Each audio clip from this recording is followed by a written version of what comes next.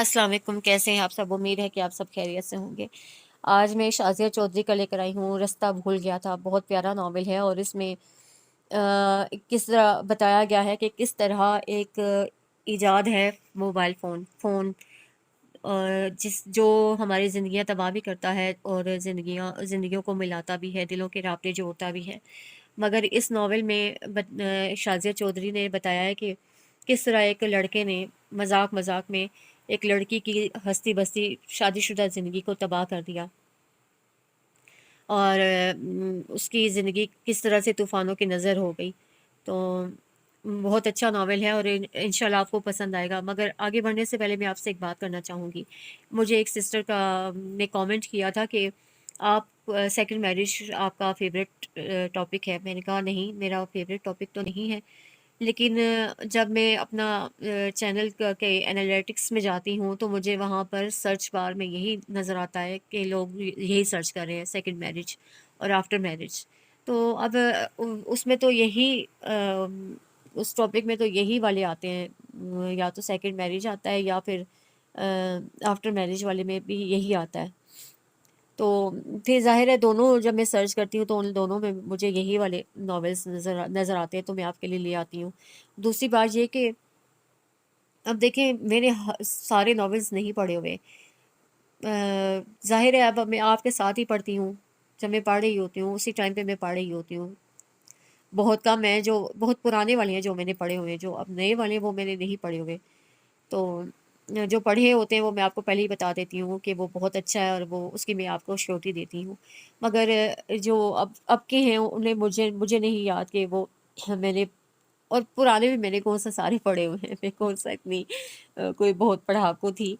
बस पढ़ाई में ही रहे हैं हम लोग, बस इसका टाइम ही नहीं मिलता था इतना।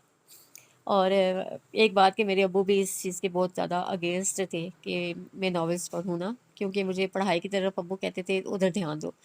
तो वो कहती हैं, वही सिस्टर कहती हैं कि आपके नॉवेल्स जो है ना तकरीबन सेम होते हैं। तो मुझे नहीं पता होता, मैं आपके साथ ही पढ़ रही होती हूँ। तो सॉरी इस चीज़ के लिए।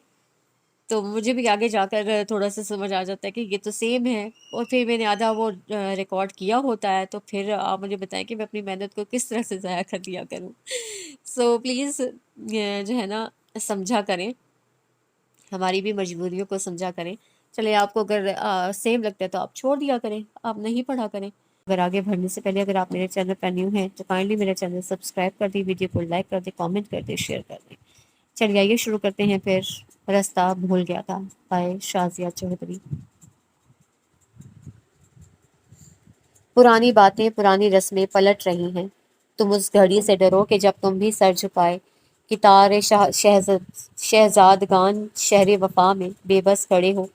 लेकिन वो शहर उल्फत की शाहजादी, वो हाव यादों के नरम फूलों पे पाँव रखती, हथेलियों पर गुलाब जख्मों की सुर्ख कलियों का हार लेकर, तमाम तर हुस्न व तमकनत से कि तारे शहजादगान शहर वफा की जानिब बढ़े बढ़े तो लेकिन तुम्हारे आगे से ऐसे गुजरे, तुम्हारी आंखें सवाल करना भी भूल जाएं।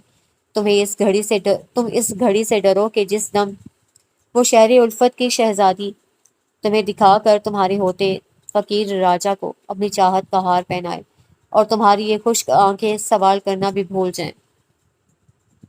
उमर, उमर, भाई कहाँ हो? रिफत आपा की आवाज़ करीब आती जा रही थी। वो अपने बेडरूम के मलगजे से माहौल में बिस्तर पर औंधा लेटा किसी रिसाले को आंखों से लगाए इशरत आफरीन की नज़म में गुम था। अल्फाज से कि निश्तर सीधे दिल दिल में पैवस्त हो गए थे। कमरे में बंद होकर क्या कर रहे हो उमर? रिफत आपा अंदर दाखिल हो चुकी थी और आते ही अध खुले पर्दे समेटकर फिजा का मलगजापन दूर करने की सही की थी। वो नीली साड़ी में मलबूस थी। उम्र की 45 बहारें देख चुकी थी। 10 साल पहले बेवा होकर मैके आई थी। 11 साल नवीन और 7 साल फारूक की हमरा। अब तो माशाल्लाह वो भी जवान हो चुके थे। उमर ने आहिस्तगी से रिसाला साइड पर रख दिया। आपा उसके पास बिस्तर पर आकर बैठ गई और नरमी से उसके उलझे हुए ब्राउन बाल सुलझाने लगी। अब पछताने से क्या फायदा उमर? उनके लहजे में दुख था। मैंने कहा था ना कि तुम्हारा और उसका कोई जोड़ नहीं बनता।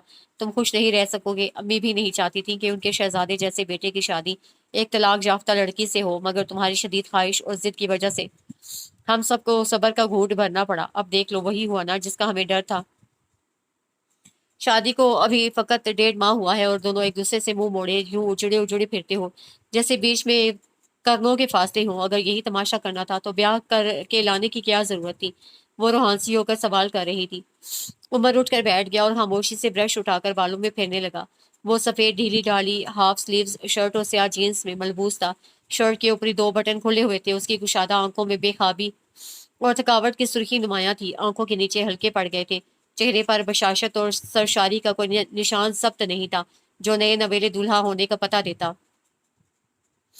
एक वो बेगम साहिबा हैं, 24 घंटे शक्ल पे मुर्दनी और वीरानी छाई रहती है, जैसे सारे अगले पिछलों को इकट्ठा रोने का प्रोग्राम बना रखा है।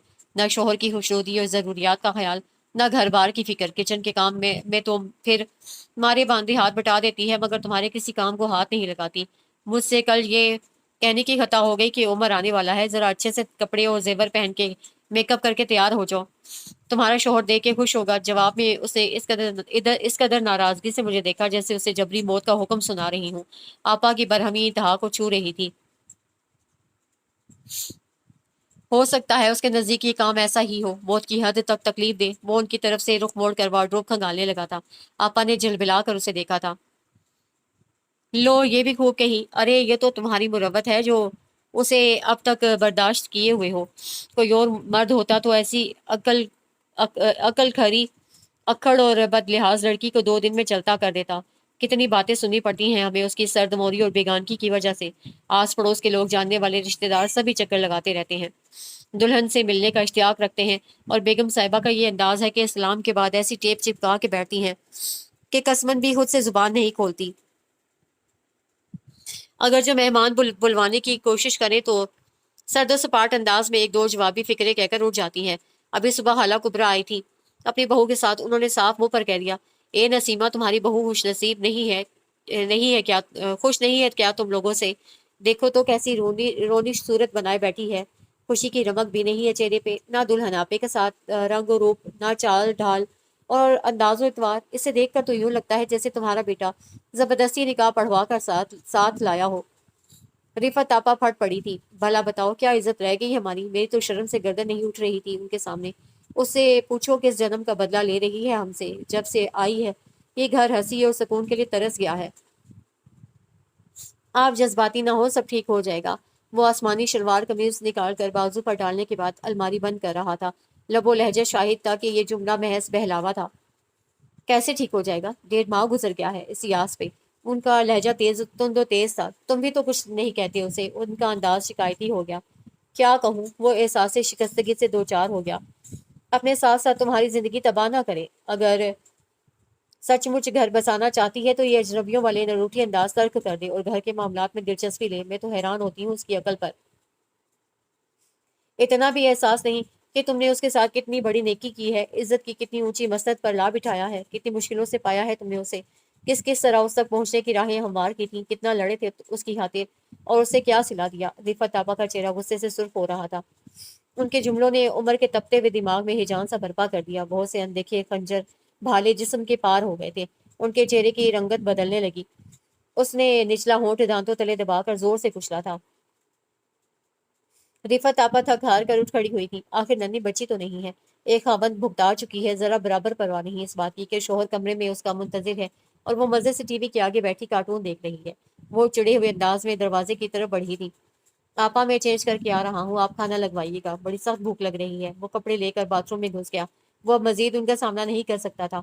तुमने उसके साथ कितनी बड़ी नेकी की है, किस किस तरह उसके उस तक पहुंचने के लिए राहें सवार की थी। ये जुमले रह रह कर उसके आसाब पर नौबत बजा बजा रहे थे। दरवाजे के बाहर क्या है? एक रास्ता है। हर रास्ते पर भीड़ है, इतनी चलना मुश्किल हो जाता है। आवाजों के इस जंगल से बचना मुश्किल हो जाता है। दुख का वो लम्हा आता है, हंसना मुश्किल हो जाता है। ऐसे जब हालात कड़े हों, कदमों में जंजीर की सूरत, फिर देर सवेर तो हो जाती है। वो कपड़े बदल कर सिटिंग रूम में आया तो हस्बे मामूल नवीन और फारूक ने बाहिमी लड़ाई का बाजार गर्म कर रखा था। टीवी ऑन था और वो जोर शोर से किसी प्रोग्राम पर रवां तबसरा नशर कर रहे थे। हमेशा की तरह दोनों का नुक्ता नजर मुख्तलिफ था, इसीलिए सरहदी झड़पों का आगाज लाजमी अमर था। आपा किचन से सिटिंग रूम तक आने जाने के वक्फे में उन्हें डांट जाती थी, मगर वो माँ के काबू में आने वाली नहीं थी।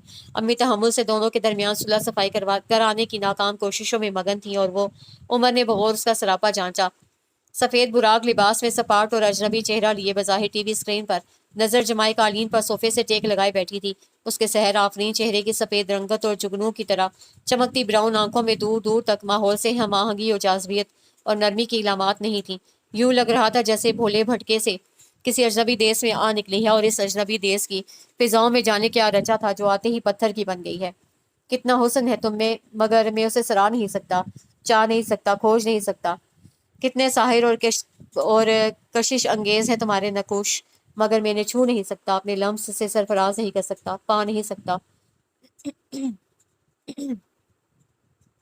कितनी बदनसीबी है मेरी कि मुद्दा और मुंतहा सामने है, मतलूब व मकसूद मेरी मलकियत में है, मगर मेरी सब कुछ होते हुए भी वो मेरी नहीं है, मेरे लिए नहीं है, उसका दिल मेरे नाम नहीं है। खोखले जिस्म को पाकर क्या करूंगा मैं तुम्हें अपना इस्तेकाक लेने से कभी नहीं रोकूंगी, मगर क्या तुम में इतनी जुर्रत है कि मेरी तरफ कदम बढ़ा सको? क्या तुम इतने बहादुर हो कि आईने से नजर मिलाकर तन कर खड़े हो सको? और उसका इस्तफसार बर्फीले पानियों की सर्द लहर की तरह उसके रुएं रुएं में उतरता चला गया था। वो खामोशी से पलट गया था कि ना वो बहादुर था ना जुर्रतमंद। समीन भाई, कहाँ हो तुम? इतनी देर से आवाज दे रही हूँ, खाना लग गया है, आ जाओ। रिफत आपा की बुलंद आवाज नागवारी लिए हुए थी। समीन ही नहीं, उमर भी होशो आवाज की दुनिया में वापस लौट आया। समीन बिना कुछ कहे मशीनी अंदाज में उठ खड़ी हुई। आपा नवीन और फारूक को घुरक कर खाने के लिए उठा रही थी। अम्मी भी उठ गई। दुल्हन, मैंने पहले भी तुम्हें समझाया था कि ऐसे फीके रंग ना पहना करो। नई नई शादी है, क्यों बदशगुनी करती हो? बरी और जहेज के ढेरों काम वाले कपड़े रखे हैं, और वो कब पहनोगी? अम्मी का एतराज समीर ने एक निगाह गलत से नजरअंदाज कर दिया। ये भी ठीक है। हस्बे मामूल उसका लहजा धीमा और बेतासुर था। तन ही ढांपना है। उसके चेहरे पर अजीब सा रंग आ गया था। उमर जानता था वो अक्सर सफेद या स्याह लिबास क्यों पहनती है। उसने उसने खुद पर हर मुसरत हराम कर रखी थी। अम्मी बुरी तरह चिढ़ गई और बुड़बुड़ाती हुई कमरे से निकलकर डाइनिंग रूम में आ गई। फोन की बेल बजी तो सबसे आखिर में निकलती नवीन ने बेदहानी में रिसीवर उठा लिया। जब तक उमर दरवाजे से पलट कर उस तक आता, वो रॉन्ग नंबर कहकर रख चुकी थी। कौन था? ऐसे ही मामू, कोई सब्जी मंडी का भाव ताव पूछ रहा था। अलहड़ सी नवीन बेफिक्री से कंधे उचकाकर हंसी। गलती से इधर नंबर मिल गया। उमर की पेशानी पर शिकने नमूदार होने लगी। मैंने तुम्हें पहले भी मना किया था कि जब घर में मैं या फारूक हो तो फोन मत उठाया करो। नवीन कान खुजाती आगे निकल गई। उमर बरहमी से पलटा तो दरवाजे पर खड़ी समीन से नजर मिल गई। दिल पर एक कयामत से गुजर गई। वो बड़े जुमाइनी अंदाज में उसकी तरफ देख रही थी। उसकी नजर में जाने क्या था कि उमर के हवास सिटर कर रह गए। वो बेसाख्ता निगाह कतरा कर डाइनिंग रूम से में आ गया। कब तक बचोगे एहतसाब से उमर, कब तक? वो खुद से उलझ उलझ कर थक गया था। तुम खा रहे हो या चुग रहे हो? रिफत आपा ने उसे प्लेट पर चम्मच से फर्जी लाइनें खींचते देख कर टोका। वो भी दाना दुमका, परिंदों की तरह। फारूक की शरारत भरी नजरें अपने छैल छबीले खूबरू मामू पर टिक गई। वो जवाबन मुस्कुरा ना सका। हाँ, हड़प करने के लिए तुम मौजूद हो, भैंस की तरह। नवीन ने अनोखे तरीके से हिसाब चुकाया। भैंस तो तुम्हारे सिर्फ से ताल्लुक रखती है। हिम्मत है तो शेर की तरह कहो। फारूक अकड़ कर बोला। शेर अपना शिकार खुद ढूंढता है। तुम्हारे मामू भी बहुत अच्छे शिकारी हैं। अचानक ही समीन ने आहिस्तगी से कहकर तिरछी नजर उमर पर डाली थी। अम्मी और आपा किसी खानदानी किस्से में उलझी हुई थी, उन तक जुमला नहीं पहुंचा था। हम उमर के एहसास की हर खुलिये ने लफ्जों की धमक महसूस की थी। वो सर से पैर तक पसीने में गर्क हो गया। अचानक ही खाने से जी उचाट हो गया। आपको कैसे पता चला मामी? फारूक ने इश्तियाक से उसकी तरफ देखा। मुझे ही तो पता है, वो सर्दो बेमहर अंदाज में कहती हुई पानी पीने लगी। उमर से बैठना दुश्वार हो गया। क्यों? क्या आपको भी शिकार करके लाए थे? नवीन ने अपनी तरफ से मजाक किया था, मगर उमर को यूं लगा जैसे किसी ने खंजर की तेज धार से उसकी शहरक काट दी हो। उसकी रंगत मुतगैर हो गई थी। अचानक वो उठ खड़ा हुआ। ये तो उन्हीं से पूछो। वो बेरहमी से मुस्कुराई। उमर कमरे से बाहर निकल गया। वो उससे ज्यादा आसाबी दबाव बर्दाश्त नहीं कर सकता था।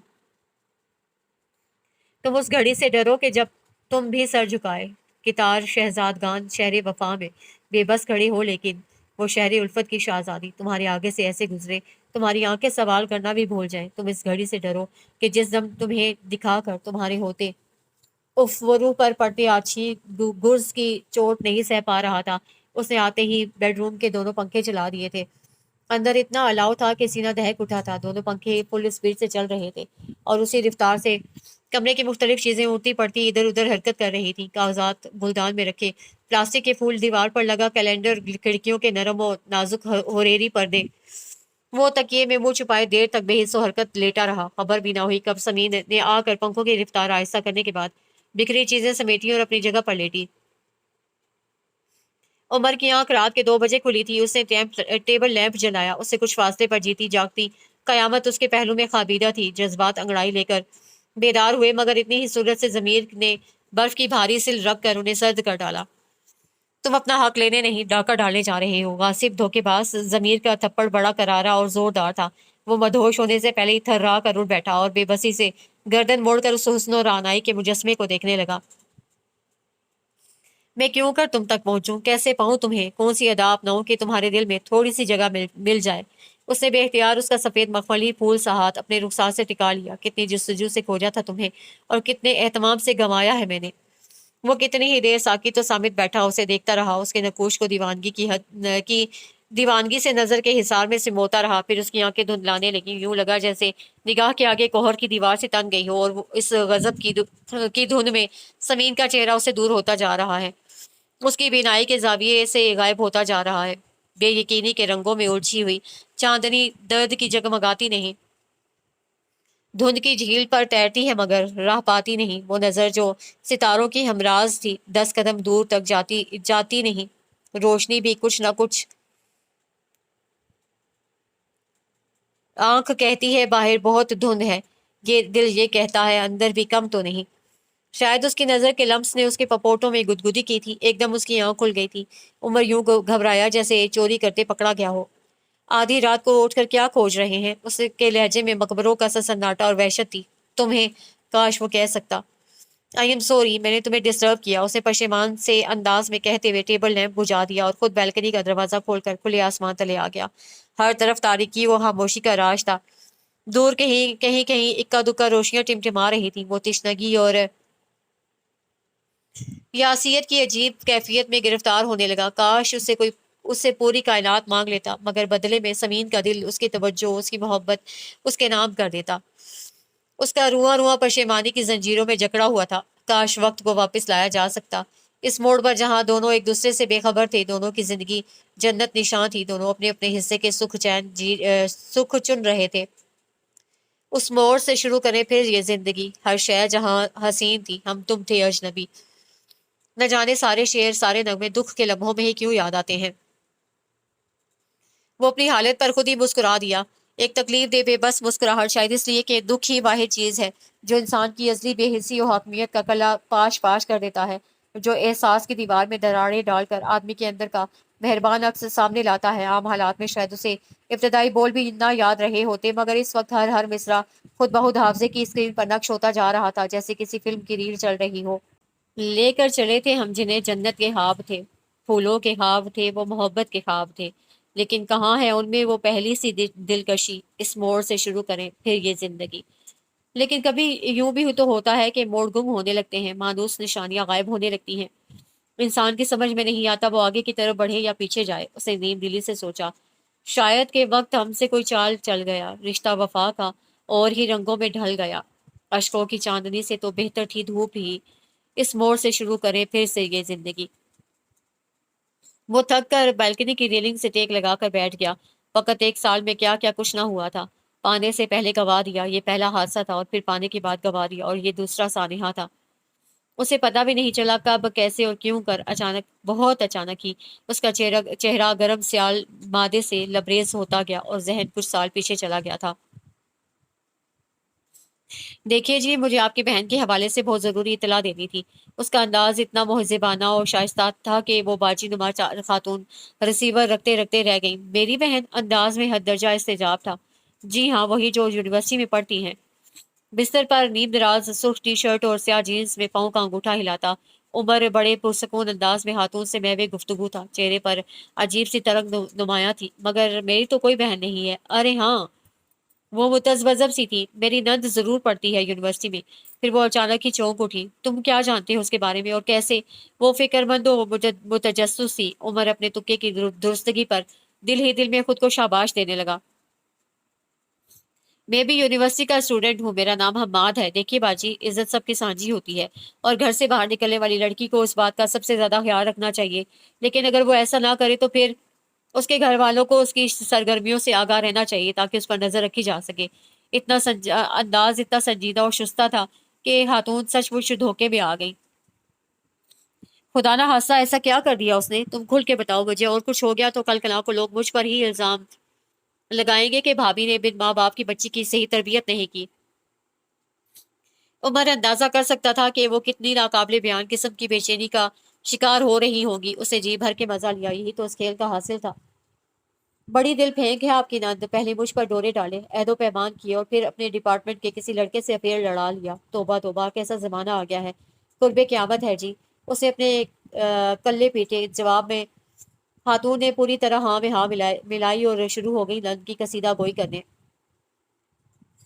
गालिबन वो भी भरी बैठी थी। यूं भी जिन औरतों को शादी के फौरन बाद बच्चा नुमा नंद देवर पालने को मिल जाए तो उनकी वैसे ही बर्दाश्त खत्म हो जाती है।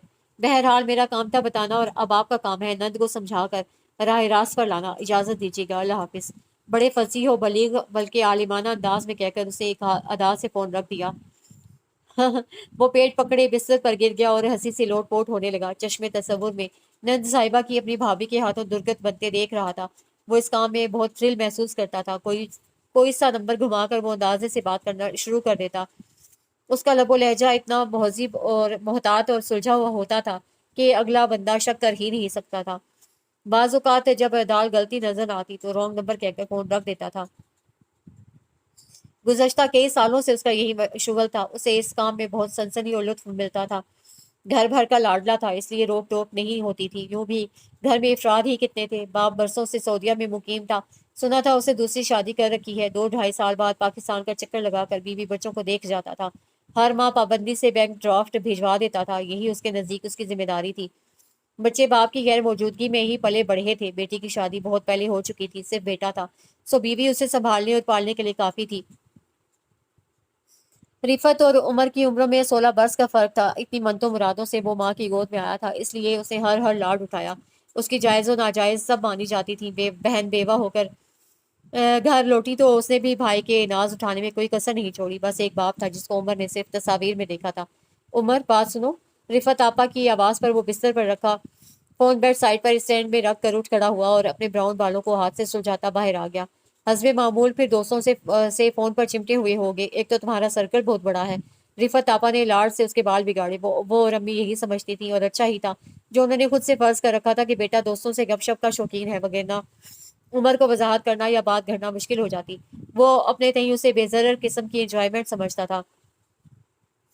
क्या है जो मैं थोड़ी देर के लिए अपना जी बहला लूं, हंसी मजाक कर लूं। इस कभी फेल के क्या असरात मुरतब हो सकते हैं, हो सकते थे या हो रहे थे उसकी जाने भला। वो फितरी तौर पर बेहिस और मतलबी सा शख्स था, या शायद बाप की कजरवी ने उसकी नफसियाती सतह पर बुरी तरह बिगाड़ पैदा कर दिया था। माँ ने इंतहा दर्जे की छूट दे रखी थी। यूं महरूमी और मनमानी ने, अजीब और गरीब और मुतजाद रवैयों ने उसका पूरा शख्सी ढांचा मुंतशिर और बेरब्त कर दिया था। बचपन और लड़कपन की आदत इस दर्जा पुख्ता हो गई थी कि अब उसकी फितरत का हिस्सा बन चुकी थी। अब वो अपनी मनवाने मनचाहा हासिल करने और अजियत परस्ती का आदी हो चुका था। दूसरों को दुख देकर उसे अजीब तरह की मुसरत मिलती थी। उनकी परेशानी देख कर उसकी बेकरारी खत्म हो जाती थी और एक सुकून सा यहाँ वहां तक फैल जाता था। लाशोरी तौर पर उसे तसल्ली हो जाती थी कि मैं अकेला ही उलझनों का शिकार नहीं हूँ, अब मेरे साथ दूसरे लोग भी शामिल हो गए हैं। कभी कभी तो उसका जी चाहता कि पूरी दुनिया को अजियत में मुब्तला कर दे, उन्हें आंसुओं की सौगात अता कर दे, सब मिलकर अश्क बारी करें, चीखे चिल्लाएं, इतना कि उनके गले छिल जाएं। उसे यह सोच कर कतई अफसोस नहीं होता था कि उसकी गलत बयानी से कोई बाप अपनी औलाद से बजन हो गया है, कोई लड़की घर वालों की नज़रों में मातूब ठहरी है, किसी बेगुनाह को ना करदा गुनाह की सजा मिल रही है, कोई घर उसकी फेंकी हुई शक की चिंगारियों से जल कर तबाह हो गया है, 2 सच्चे दिल बदगुमानी के खंजर से कत्ल कर दिए गए हैं। नहीं, उसे कभी अपने फेल पर पशेमानी नहीं होती थी। बेहिसी कंक्रीट की तरह उसके वजूद की इमारत में शामिल हो गई थी। कोई रोए या हंसे उससे क्या, उसे तो महज अपने लुत्फ से काम था और बस। समीन, इधर आओ। वो यूनिवर्सिटी से आकर अभी बैग और किताबें रख रही थी जब भाभी की बर्फीली आवाज ने उसे चौंकाया। कहाँ से आ रही हो तुम? वो अजीब से दुरुस्त अंदाज में पूछ रही थी। यूनिवर्सिटी से। وہ حیران پریشان بھابھی کی صورت دیکھتی رہ گئی. اسے اس استفسار کی نوعیت سمجھ نہیں آ رہی تھی. یہ حماد کون ہے؟ وہ بڑی چپتی ہوئی نظروں سے دیکھ رہی تھی. کون حماد؟ وہ بے انتہا حیران نظر آئی. میں کسی حماد کو نہیں جانتی. وہ واقعی کسی حماد کو نہیں جانتی تھی. اس لیے اسے لاپرواہی سے کندھے اچکا کر کہا تھا، مگر بھابھی کے تیور اس کی بات کو جھٹلاتے دکھائی دے رہے تھے. سمین، یہ مت سمجھو کہ ماں باپ مر چکے ہیں تو تم اپنی منمانیاں کرنے کے لیے آزاد ہو. ابھی تمہارا بڑا بھائی زندہ ہے اور میں تمہیں اس بات کی اجازت نہیں دے سکتی کہ اس کے سر پر خاک ڈالو، اس کی عزت سے کھیلو. دیکھو، سچ سچ سچ مجھے بتا دو، وگرنہ معاملہ تمہارے بھائی تک پہنچ کر بگڑ بھی سکتا ہے. انہوں نے دھمکی اور دھون سے کام لیا. وہ انہیں یوں دیکھنے لگی جیسے ان کا دماغ چل گیا ہو. بھابھی پلیز، آپ کیسی باتیں کر رہی ہیں؟ کامتے ہوئے ہراساں لہجے میں بلا کی بے یقینی تھی. ابھی تک تو وہ مطمئن تھی کہ بھابھی کو یوں ہی غلط فہمی ہو گئی ہے، مگر ان کا لب و لہجہ، سنجیدہ اور سرد انداز اور خشونت بھرے تیور اسے کھولتی ہوئی کڑاہی میں دھکیل گئے تھے. آپ جانتی ہیں، برسوں سے میں محسن سے انگیجڈ ہوں. ان قریب شادی ہونے والی ہے. وہ مجھے جی جان سے چاہتے ہیں. میں انہیں پسند کرتی ہوں. باقی کون سی تشنگی رہ جاتی ہے جسے میں پورا کرنے کے لیے پرائے مردوں سے ربط ضبط بڑھاؤں گی؟ الزام لگانے سے پہلے وجہ الزام تو سوچ لیں. وہ تلخی سے بولی. میں کیا جانوں؟ ابھی تھوڑی دیر پہلے تمہاری یونیورسٹی فیلو کا فون آیا تھا. اسی نے ایک کچا چٹا کھولا ہے. وہ سلگ گئی. فون؟ مگر میرا نمبر تو کسی کے پاس نہیں ہے سوائے میری دوست سائمہ کے، اور وہ بھی ان دنوں لاہور گئی ہوئی ہے. وہ فکر مند ہو گئی. زیادہ پریشانی کردار پر لگنے والی داغ کی تھی. وہ ہر صورت جلد از جلد بھابھی کی نظروں میں سرخرو ہونا چاہتی تھی. وہ دوسروں کے تشکیق آمیز انداز برداشت نہیں کر سکتی تھی. وہ صاف ستھرے کردار و خیالات کی مالک تھی اور دوسروں سے بھی اسی بات کی توقع رکھتی تھی. اس کا شمار ان لوگوں میں ہوتا تھا جو ہر معاملے میں صاف، دو ٹوک، ایماندار اور کھڑے ہوتے ہیں. وہ اپنے اطراف کے ماحول میں بھی یہی دیکھنا چاہتے ہیں. سمین کی مکمل یقین دہانی بھابھی کو تذبذب میں مبتلا کر گئی تھی. اگر وہ مجرم ہوتی تو اس کا لہجہ اتنا رواں اور دھلا دھلایا نہ ہوتا. پھر اس کا بچپن اور لڑکپن ان کی آنکھوں کے سامنے رہا تھا. 4 برس قبل فواد بھائی کے دوست محسن نے اسے کسی تقریب میں دیکھ کر پرپوزل بھجوایا تھا. چونکہ رشتہ مناسب تھا اس لیے سوچ وچار کے بعد منگنی کر دی گئی. شادی تعلیم سے فراغت کے بعد طے پائی تھی. یوں بھی اگلے سال محسن ہائر اسٹڈیز کے لیے 3 سال کے لیے امریکہ چلا گیا تھا. وہ آج کل میں واپس آنے والا تھا اور اس کے آتے ہی شادی کا پروگرام تھا. سمین کی اس سے بہت زیادہ ملاقاتیں نہیں ہوئی تھی، مگر جتنی بھی آدھی ادھوری ہوئی ان میں 2 طرفہ پسندیدگی کا جذبہ نمایاں تھا. وہ عید اور سالگرہ کے موقع پر پابندی سے ہر سال اسے کارڈ بھیجتا تھا. کبھی کبھار سال 6 ماہ بعد فون پر بھی سلام دعا ہو جاتی تھی. انہیں اپنے جذبوں کے اظہار کے لیے اس سے زیادہ تگدو کی ضرورت بھی نہیں تھی. دونوں جانتے تھے کہ وہ ایک دوسرے کی روح کے ساتھی ہیں اور یہ بندھن ہمیشہ قائم رہنے والا ہے. دونوں طرف اعتبار اور مان کی اونچی فضیلیں تھیں، اس لیے بے ایمانی کا سوال ہی پیدا نہیں ہوتا تھا. وہ جو کوئی بھی تھا جھوٹ بول رہا تھا. بھابھی، میں سرے سے اسے جانتی ہی نہیں ہوں. آپ ایک بے بنیاد بات پر پریشان نہ ہوں. بھابھی سے 2 طرفہ تفصیلی گفتگو سن کر اسے تسلی سے کہا. بھابھی الجھ گئی تھی، تاہم بات کرنے کے لیے چپ ہو گئی اور بات ختم کرنے کے لیے چپ ہو گئی اور ادھر ادھر کے کاموں میں لگ گئی. محسن کے ساتھ اس کی شادی زندگی کا ایک نہایت خوشگوار تجربہ ثابت ہوئی. وہ بے پناہ خیال رکھنے والا، ٹوٹ کر چاہنے والا اور دیوانگی کی حد تک محبت کرنے والا مرد تھا. سمین نے شادی سے پہلے بہت سی محرومیاں دیکھی تھی. کم سنی میں ماں باپ کی وفات، پھر تند مزاج بھابھی کا ساتھ جو کلیجے پر بھاری سل رکھے اتنے برس اسے برداشت کرتی رہی تھی، اور فواد بھائی جن سے فرض پورا کرنے کے علاوہ کوئی بے ساختہ اظہار وصول نہ ہوا تھا. ایسے میں محسن کی چاہت نے اسے بے پناہ مسحور کر دیا تھا.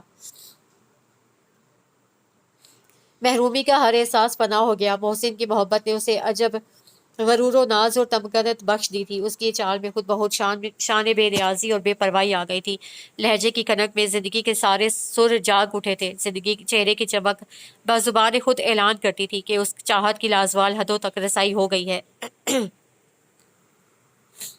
کوئی اس سے زیادہ زندگی سے اور کیا چاہ سکتا ہے؟ وہ اکثر مسرور ہو کر سوچتی تھی. محسن کا آگے پیچھے کوئی نہیں تھا. اس خوبصورت سے پرآسائش گھر میں وہ ہر لحاظ سے اپنی مرضی کی مالک تھی. محسن صبح آفس جاتے اور سپہر 3:45 بجے گھر آ جاتے تھے. چونکہ وہ صبح دیر تک سونے کی عادی تھی، اس لیے وہ اسے جگانے کی زحمت کیے بغیر ناشتہ کر کے آفس چلے جاتے. صفائی ستھرائی کے لیے مستقل ملازمہ اور کھانا پکانے کے لیے خانسامہ موجود تھا. سمین 10:30-11 بجے اٹھتی، غسل لے کر ناشتہ کرتی. اسی اثناء میں محسن کو آفس سے فون آ جاتا.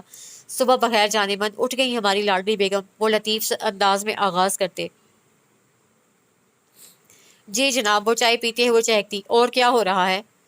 وہی جو روز ہوتا ہے. وہ دلگشی سے ہنسی. وہ اپنے نصیبوں پر رشک کرتی تھی. کوئی یوں بھی کسی کو چاہتا ہے. اس کے بعد ٹیلر کے پاس جانے کا ارادہ ہے. وہ جو آپ نے مجھے کچھ دن پہلے شفون جارجٹ کی کام والی ساڑی دلائی تھی نا، اس کے بلاؤز کی اسٹیچنگ کرانی ہے. اور اس کے بعد وہ انتہائی ہلاوت سے پوچھ رہے تھے، اس کے بعد شاید تھوڑی بہت شاپنگ کروں گی، پھر گھر آ کر تھوڑا آرام کرنے کے بعد تیار ہو کر آپ کا انتظار کروں گی۔ ایسے ہی کتنی چھوٹی موٹی باتیں پوچھتے اور اپنا خیال رکھنے کی تلقین کرتے، فون بند کر دیتے۔ اس کے ذمہ کوئی کام نہیں تھا، اسے کبھی روایتی بیویوں کی طرح ان کے کھانے پہننے یا دیگر چھوٹی موٹی ضروریات کا خیال نہیں رکھا تھا، نہ کبھی اپنے ہاتھ سے کپڑے استری کر کے تھمائے، نہ میچنگ جوتوں جرابوں کے لیے تردد کیا اور نہ ان کی پسند کا مینیو بنانے کی زحمت کی تھی۔ مگر اس کے باوجود محسن نے کبھی اسے ان باتوں کا حساب نہیں لیا تھا، نہ گلہ کیا تھا۔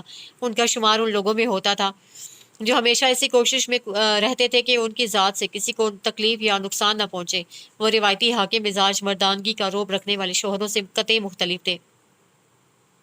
اس کی ذات اور احساسات کا یوں خیال رکھتے جیسے وہ ایک آبگینہ ہو، ہر لمحہ اسے خوش رکھنے اور ہنستے مسکراتے دیکھنے کے لیے کوشاں رہتے۔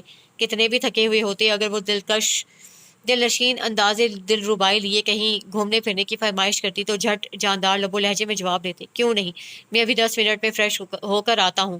سمین کو لانگ ڈرائیو، فطری مناظر کی سیر اور رات کو باہر کھانا کھانا بہت پسند تھا۔ محسن حت البسا اس کی خواہشات کا احترام کرتے، بلکہ اس کی ہر خواہش اور پسند کو پورا کرنا جیسے انہوں نے اپنا فرض بنا لیا تھا۔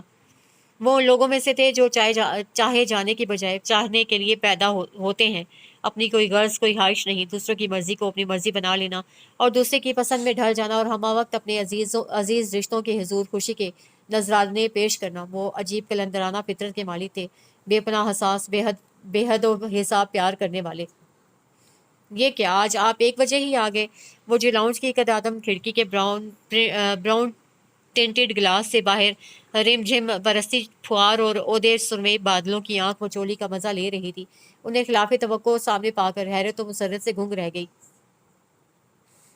وہ سرمئی 2 پیس میں سیاہ گھنے بالوں میں ننھی چمکتی بوندوں کے ساتھ بارش کے سہانے موسم میں بڑے تر و تازہ دکھائی دے رہے تھے۔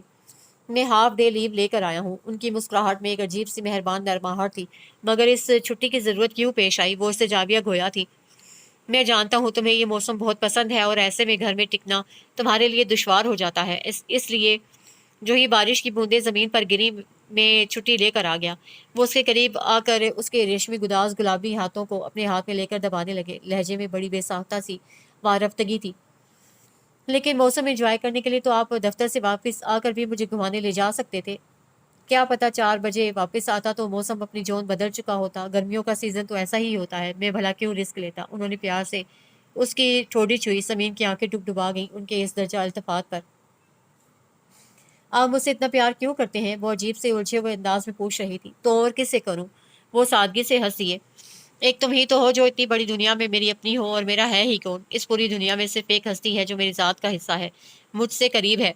میں سارا پیار اس پر نہیں لٹاؤں گا تو کس کے لیے جمع کر کے رکھوں گا؟ میرا جو کچھ ہے تمہارا ہے، اور جو تمہارا ہے وہ سراسر میرا ہے۔ پیار چھپانے یا دبانے کے لیے تو نہیں ہوتا۔ اگر میں تم سے پیار کرتا ہوں تو اس کا اظہار بھی ہونا چاہیے۔ وہ جھک کر گیلے جوتوں کے تسمے کھولنے لگے۔ اچھا جلدی سے تیار ہو جاؤ، راول ڈیم چلتے ہیں۔ اتنی برستی بارش میں؟ اس نے آنکھیں پھیلائیں۔ وہاں بیٹھیں گے کہاں؟ بھئی گاڑی کو کنارے کے پاس روک کر گاڑی میں بیٹھے بیٹھے نظارہ لوٹیں گے، پھر ریسٹورنٹ میں بیٹھ جائیں گے اور گلاس وال سے موسم کی حشر سامانیاں ملاحظہ کریں گے۔ کیسا؟ وہ بالوں میں برش کر رہے تھے۔ زبردست۔ وہ جوشیلی انداز میں اٹھی تھی۔ سنو، بہت خوبصورت سا سوٹ پہننا جو موسم کی طرح آفت دکھائی دی۔ انہوں نے تاکید کی تھی۔ اچھا جناب۔ اور جب وہ ہلکے گلابی اور آف وائٹ کمبینیشن کے سلور ڈارس کے پرنٹ کے دیدہ زیب جارجٹ کے سوٹ میں ہمراہ گلابی نگینوں کے نیکلس میں نیچرل میک اپ کی یہ سادگی پرکاری کا مجسمہ بنی سامنے آئی تو وہ والہانہ اس کی سمت بڑھے تھے۔ ارے حسن کی شہزادی آ گئی۔ بلا کی پرشو کو جوشیلی نگاہ تھی کہ وہ بری طرح گھبرا گئی۔ دلکشی کا ہر استعارہ تمہارے بن ادھورا ہے سمین، کتنی پیاری ہو تم۔ وہ اس کے قریب آ گئے تھے، اتنے کہ سمین کا دل تیز تیز دھڑکنے لگا تھا۔ اچھا چلیے نا، ابھی مجھے میچنگ چوڑیاں بھی لینی ہیں۔ وہ ان کے پرحرارت وجود کی آنچ دیتی قربتوں سے فرار کے راستے ڈھونڈنے کو ان کا دھیان بٹانے لگی۔ میرے پاس کوئی بھی پنک کلر کا چوڑیوں کا سیٹ نہیں ہے، وہ منہ بنا کر بولی۔ ابھی بازار سے گزرتے ہوئے لے لیتے ہیں۔ ایسی کیا بات ہے؟ ان کے لہجے سے شیرینی ٹپک رہی تھی۔ وہ تو تب لیں گے نا جب چلیں گے۔ وہ ناز سے گویا ہوئی لہجے میں کچھ شکایت بھی تھی۔ چلیے حضور، ابھی لیجیے۔ وہ اسے ہمراہ لیے باہر آ گئے تھے۔ یار وہ میرے دوست کی 8 سالہ بچی آ رہی ہے یہاں، زیبا نام ہے۔ وہ اپنی مسز کے علاج کے لیے 1.5 ماہ کے لیے لندن جا رہا ہے، بچی کو ہمارے یہاں چھوڑنا چاہتا ہے۔ محسن اپنے اور اس کے لیے کافی بنا کر لائے تھے۔ उसका मग पकड़ा कर वो रिमोट से चैनल बदलने लगे थे। उनकी मिसेस को क्या आर्जा है? वो मैगजीन रखकर उनकी तरफ मुतवज्जे हुई। ब्रेस्ट कैंसर तशखीस किया गया है, अभी इब्तदाई स्टेज पर है और डॉक्टर्स का कहना है कि केयर की गई तो कुछ अर्सा बाद ख़त्म हो सकती है। अदनान को यहाँ दिखाकर तसल्ली नहीं हुई, सो तफसीली इलाज मुआवजे के लिए लंदन लेके जा रहा है। वो कॉफ़ी ख़त्म करने के बाद उसके करीब सोफे पर उसके जानू पर सर टिका के लेट गए थे। कौन सी मूवी देखी जा रही है? अभी खानसामा वीडियो शॉप से लेकर आया है, नई आई है। कैसी है? अच्छी है। वो भी स्क्रीन की तरफ मुतवज्जे हो गई। हाँ, मियाँ बीवी के दरमियान बदगुमानी और शक के गिर्द घूमती है। शोहर चाहता है बीवी सर तपा उसी के लिए हो, सिर्फ उसी की तरफ मुतवज्जे रहे, जबकि बीवी का एक बचपन का हमसाया दोस्त है जो शादी के बाद भी बेतकल्लुफ़ी से मिलने आता है। ये चीज़ शोहर को बीवी की तरफ से मशकूक कर देती है और वो उसे मैके वापस भेज देता है। अच्छा, वो दिलचस्पी से सुन रहे थे। अच्छा टॉपिक है। फिर वो स्क्रीन से नजरें हटा के उसकी तरफ करवट बदलते हुए उसे देखने लगे। वैसे समीन, ये बात तो 100% सच है कि मियाँ बीवी के दरमियान कभी भी कोई तीसरा वजूद नहीं होना चाहिए। लेकिन बीवी सिर्फ बीवी ही नहीं होती, किसी की बहन, बेटी या सहेली भी होती है। उन रिश्तों का भी उस पर उतना ही हक होता है। अब ये तो नहीं कहा हो सकता ना कि शादी के बाद वो खाविन के अलावा हर रिश्ते से किनारा कश हो जाए या उन ताल्लुकात को निभाने के तकाज़ों से मुंह मोड़ ले। फिल्म से कतई नज़र उसने अपना ज़ाती ख्याल पेश किया था। माँ बाप, बहन भाई या सहेलियों से मुलाकात पर किसने पाबंदी लगाई है? बस उसके दिल में, ख्यालों में, सोचों में सिर्फ उसका शोहर होना चाहिए। किसी दूसरे का ख्याल जगह ना पाए। कोई और उन जज्बों का दावेदार ना बने जो सिर्फ अपने खाविंद की अमानत हुआ करते हैं। बहुत जज्बाती और इंतहा पसंद है भाई। उसने हंसकर फिक्रा कसा। शायद बीवी के मामले में हर मर्द इंतहा पसंद बन जाता है। उन्होंने धीरे से एतराफ़ किया था। लोग औलाद सौले मांगते हैं ना समीन। मैं कहता हूँ औलाद से भी पहले बीवी सौले होनी चाहिए, क्योंकि औलाद भी तो उसी माँ की आगोश में परवरिश पाएगी। नेक और पारसा बीवी ज़मीन को मर्द के लिए जन्नत बना देती है और अपने लिए आसमान पे जन्नत में जगह पाने का बंदोबस्त कर लेती है। मुझे अपनी बीवी की हर खामी कबूल है, भले वो फोहड़ हो, गुस्सीली और तुनक मिजाज हो, सब कबूल है। बस उसके किरदार में ऐब नहीं होना चाहिए। उसे उसकी वफादारी और ईमानदारी में रत्ती बराबर शुबा नहीं होना चाहिए। भले उसमें 100 दुनियावी ऐब हो, मगर ऐब यानी बदकिरदारी, बेवफाई और बेहयाई नहीं होनी चाहिए। मोहसिन ने संजीदगी और शाइस्तगी के साथ अपना नुक्ता नज़र वाज़े किया था। वो दम बखुद सुनती रह गई। कभी कभार ही वो ऐसे बलीग व मुफस्सिल अंदाज़ बयां के जौहर दिखाते थे। तो क्या आपको ये खूबियाँ मेरी ज़ात में नज़र आती हैं? वो कुछ नाज़ व तफाखुर से इस्तफ़सार करने लगी। उन्होंने मोहब्बत से उसे अपनी आगोश में खींच लिया। ईमानदारी, वफादारी, पारसाई, हयादारी, क्या मैं इस कसौटी पर पूरी उतरती हूँ? अगर मुझे इस बारे में सुई बराबर भी शुबा होता तो अपनी और तुम्हारी जान एक कर देता। उन्होंने होले से उसके गाल पर चपत रसीद की। यही खूबियाँ तो तुम्हारी खूबसूरती और दिलकशी का बायस हैं। उन्हीं की वजह से मुझे तुम दुनिया की तमाम औरतों से ज़्यादा हसीन और खूबसूरत दिखाई देती हो। याद रखो, हुस्न बज़ाते खुद कुछ भी नहीं होता। हुस्न वजूद का नाम हुस्न वजूद का नाम नहीं है। नेकी की चमक और दिल का खालिस और नरम होना इंसान को हसीन बनाता है। हुस्न वो रोशनी है जो कल्ब से फूट कर चेहरे पर झलकती है। हुस्न वो नरमी और मलाहत है जो सच्चे और खरे दिल के रास्ते चेहरे के नकूश में घुल मिल जाती है। तो मुझे इसलिए खूबसूरत नजर आती हो क्योंकि तुम्हारा अंदाज अंदर खूबसूरत और खालिस है, तुम्हारा दिल और सोच पाकीज़ा है। तुम सर तपा मेरे लिए मुजस्समे खुलूस का मुजस्मा हो। वो इन बातों पर सिर्फ उनको देख कर रह गई। ज़ेबा बड़ी प्यारी, ज़हीन और बातूनी लड़की थी। बातों का तो उसे जैसे ख़ब्त था।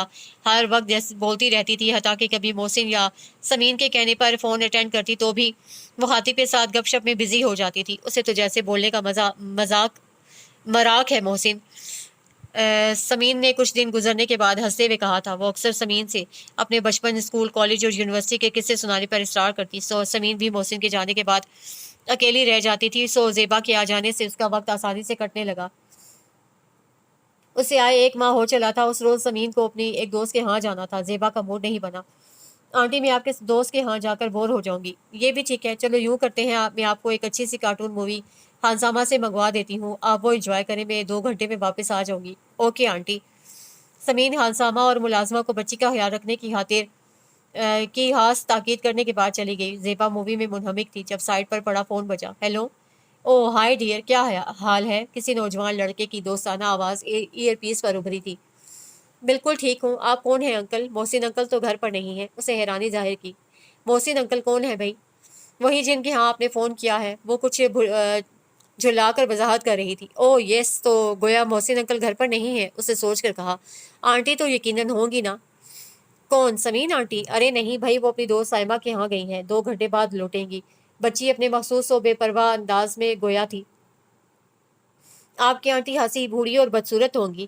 وہ بھی یقیناً تاڑ گیا تھا کہ بچی باتونی اور پیٹ کی ہلکی ہے، اسی لیے وہ چالاکی اور ہوشیاری سے بظاہر دوستانہ اور بے نیاز انداز اپنا کر معلومات حاصل کرنے لگا تھا۔ ارے واہ! حسب توقع بچی برا مان گئی اور وہی بیان دیا جس سے وہ آنٹی کی عمر کے بارے میں بخوبی اندازہ لگا سکتا تھا۔ میری آنٹی تو اتنی ینگ ہیں اور خوبصورت بھی بہت ہیں۔ سانولی رنگت اور کالی آنکھیں بھی بھلا خوبصورتی کی نشانی ہوا کرتی ہیں۔ وہ منہ پھلا کر مذاق اڑانے لگا۔ یہ تیر بھی اسے ہوا میں چلایا تھا اور یہ بھی اس حسب سابق عین نشانے پر لگا۔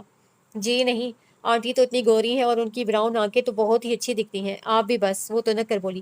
عمر نے دل ہی دل میں یاہو کا نعرہ لگایا تھا۔ باتوں باتوں میں اس آفت کی پرکالہ نے خاصی کام کی معلومات فراہم کر دی تھی جن کی روشنی میں وہ بآسانی اس گھر میں فساد ڈلوا سکتا تھا۔ آپ کے انکل تو آنٹی سے بہت پیار کرتے ہوں گے؟ اسے عام سے انداز میں ایک بہت خاص بات پوچھی تھی۔ ہاں، بہت بہت زیادہ۔ آنٹی کہتی ہیں جتنے آسمان پر ستارے ہیں ان سے بھی زیادہ وہ آنٹی سے پیار کرتے ہیں۔ وہ اپنی معصومیت کے تقاضے نبھا رہی تھی۔ مزہ ہی آ گیا عمر بھائی۔ وہ خود کو شاباشی دے رہا تھا کہ رانگ نمبر پر کیسا زبردست شکار ہاتھ لگا تھا۔ اس نے احتیاط سے نمبر ذہن میں دہرا کر سائٹ پر رکھی فون بک میں لکھ لیا۔ انکل کب آتے ہیں بیٹے؟ شام 4 بجے۔ گھر میں اور کون کون رہتا ہے؟ بھائی میں، انکل اور آنٹی۔ وہ حسب سابق جھلائی۔ اور ملازمہ اور خانسامہ؟ پھر وہ کریت کر آنٹی کے بارے میں کے متعلق مزید معلومات لینے لگا۔ شادی کو کتنا عرصہ ہوا ہے؟ شادی سے پہلے آنٹی کہاں رہتی تھی، کیا کرتی تھی، وغیرہ وغیرہ۔ مگر آپ ہیں کون؟ وہ اپنی باتونی فطرت کے مطابق بتا تو سب کچھ رہی تھی مگر ساتھ ساتھ الجھ بھی رہی تھی۔ میں آپ کی سمین آنٹی کا کلاس فیلو ہوں، حماد۔ عمر اکثر شرارت میں یہی نام بتاتا تھا۔ مکمل معلومات لینے کے بعد اسے فون رکھ دیا تھا۔ اب وہ بڑی ترنگ سے نئے پروجیکٹ کے بارے میں سوچ رہا تھا۔ وہ دونوں چھوٹی موٹی شاپنگ کے لیے قریبی بازار گئے تھے۔ یوں ہی جویلر کی شاپ کے پاس سے گزرتے ہوئے شوکیس میں رکھے زیورات میں سے اسے ایک بہت نازک اور نفیس ڈیزائن کا لاکٹ پسند آ گیا۔ وہ بال کی شکل کا تھا جس کے ارد گرد بڑے ہی خوبصورت سفید اور میرون نگ لگے ہوئے تھے۔ اوہ کس قدر خوبصورت ہے! گولڈ کی چین میں کتنا زبردست لگے گا! اسے بے ساختہ ستائش کی تھی۔ اچھا لگ رہا ہے تو لے لو۔ وہ اس کی دلچسپی محسوس کرتے ہوئے شاپ کے اندر داخل ہو گئے۔ ارے سنیے تو، ایسے کیسے لے لوں؟ اچھا خاصا مہنگا ہے۔ تو کیا ہو گیا؟ تمہاری پسند سے زیادہ قیمتی تو نہیں ہے نا؟ لیکن آپ نے تو اپنے گلاسز کا نیا فریم لینا تھا، اسے یاد دلانا چاہا۔ محسن نظر کی اینک استعمال کرتے تھے، اس لیے منع کر رہی تھی۔ اسی کام کے لیے تو ہم آئے تھے۔ کوئی بات نہیں، وہ رسان سے گویا ہوئے۔ فریم پھر آ جائے گا، پسند کی چیز تو دوبارہ ملنے سے رہی۔ آؤ۔ اس کی انسنی کرتے ہوئے انہوں نے بڑے اصرار سے چین کے لیے لاکٹ دلوایا تھا۔ گھر آئے تو زیبا کسی سے فون پر بات کر رہی تھی۔ لیجیے آنٹی آ گئیں، اب آپ خود ہی بات کر لیں، زیبا نے سمین کی طرف دیکھ کر فون پر کہا تھا۔ کون ہے؟ سمین نے عام سے انداز میں پوچھا مگر زیبا فون پر متوجہ تھی۔ نہیں، اکیلی نہیں ہے بھئی، انکل بھی ساتھ آئے ہیں۔ پھر اسے سمین کی طرف ریسیور بڑھا دیا تھا۔ آنٹی آپ کے کلاس فیلو ہیں، حماد انکل۔ میرے کلاس فیلو؟ حماد؟ اور اس نے الجھن اور حیرانی کے عالم میں محسن کی طرف دیکھتے ہوئے ریسیور تھام لیا۔ ہیلو؟ مگر ادھر سے فون رکھا جا چکا تھا۔ یہ کیا، فون بند ہو گیا ہے؟ وہ ششدر رہ گئی۔ ہائے، انہوں نے آپ سے بات کرنے کے لیے تو فون کیا تھا۔ زیبا نے آنکھیں پٹ پٹا کر اپنی حیرت ظاہر کی۔ پھر بات کیوں نہیں کی؟ سمین نے غیر ارادی طور پر محسن کی طرف دیکھا۔ ان کا چہرہ بے تاثر تھا۔ یہ تو وہی بہتر جانتا ہے۔ سمین کے سوالیہ انداز پر انہوں نے کندھے اچکا کر اسپاٹ لہجے میں جواب دیا تھا۔ یہ ہیں کون موصوف؟ ان کا لہجہ عجیب سا انداز لیے ہوئے تھا۔ میں نہیں جانتی محسن، میرا کوئی ایسا کلاس فیلو نہیں ہے جو اتنی بے تکلفی سے گھر فون کرے۔ نہ میرے طالب علمی کے زمانے میں کسی سے سلام دعا رہی ہے۔ وہ سچ کہہ رہی تھی، اسی لیے بے نیاز و پرسکون تھی۔ اتنی وضاحت بھی اس لیے کی تھی کہ محسن اس کے معاملے میں بہت حساس اور ٹچی تھے۔ مگر آنٹی وہ تو 2 دفعہ فون کر چکے ہیں آپ سے بات کرنے کے لیے۔ زیبا کے انکشاف نے دونوں کو چونکا دیا تھا۔ کیا؟ تم نے مجھے بتایا کیوں نہیں؟ وہ ایک دم پریشان نظر آنے لگی۔ سوری آنٹی، میں بھول گئی۔ تعجب ہے، جانتا بھی نہیں اور 2-3 بار فون بھی کر چکا ہے۔ وہ آہستگی سے کہہ کر بظاہر سرسری نظر ڈالتے ہوئے کمرے میں چلے گئے تھے۔ سمین کا وجود شل ہو گیا۔ تو کیا یہ میری طرف سے بدگمان ہو رہے ہیں؟ اس کے دل میں طرح طرح کے وسوسے ابھرنے لگے۔ محسن دودھ لے لیں۔ کافی دیر بعد جب وہ معمول کے انداز میں بیڈ روم میں آئی تو خلاف توقع اس کا انتظار کرنے کی بجائے وہ آنکھیں موندے بستر پر لیٹے نظر آئے۔ چہرے پر جامد خاموشی تھی۔ رکھ دو سائڈ ٹیبل پر۔ ان کا لہجہ ناقابل فہم تھا۔ وہ ہاتھ ملتے ہوئے بے چینی کے عالم میں بستر پر آئی اور کچھ دیر تأمل کرنے کے بعد از خود مخاطب ہو گئی۔ ویسے محسن، کتنی حیرانی کی بات ہے، ایک شخص جس کا نام بھی میرے لیے اجنبی ہے وہ مجھے فون کرتا ہے۔ آخر اسے میرا نمبر کیسے معلوم ہوا؟ میں نے تو کبھی کسی میل کلاس فیلو کو لفٹ نہیں کرائی۔ वो ये मौजूद छेड़ कर अपनी पोजीशन भी क्लियर करना चाहती थी और अपनी उलझन और परेशानी भी उनसे शेयर करना चाहती थी, मगर मोहसिन ने इस सिलसिले में कतई दिलचस्पी का इजहार नहीं किया। खामोशी से दूध पीने लगे। क्या इन्हें मेरी बात का एतबार नहीं है? वो अंदर ही अंदर उलझ रही थी। क्या आप समीन बोल रही हैं? एक नौजवान और मुहज़्ज़िब व मतीन मर्दाना आवाज़ ईयरपीस से उभरी थी। जी हाँ। हाँ, आप कौन? समीर ने रिसीवर को कान से हटा के एक लहजे को घूरा था। कमाल है, आप तो यूं अनजान बन रही हैं जैसे जानती ही ना हो। मैं हम्माद हूँ भाई, आपका यूनिवर्सिटी फेलो। अंदाज इतना पुरयकीन और संजीदा बावकार था कि कोई और सुनता तो कतई ख्याल ना आता कि ये शख्स फ्रॉड हो सकता है। Oh my God! इतने दिनों की बेचैन सुबहों और बेकल रातों का जिम्मेदार बिल आखिर उससे महवे गुफ्तगू था। कौन हो भाई तुम, और क्यों इस नंबर के पीछे पड़े हुए हो? मैं तुम्हें नहीं जानती। शराफत की जुबान समझते हो तो सीधी तरह बता दो कि तुम्हारा क्या मकसद है। वो डिपट कर बोली।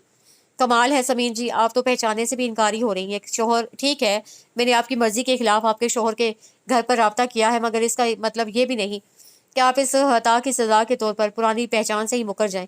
उसका लहजा बड़ा अपनायत आवेज, सादा और शाइस्ता था, किसी किस्म के आमियानापन से मुबर्रा।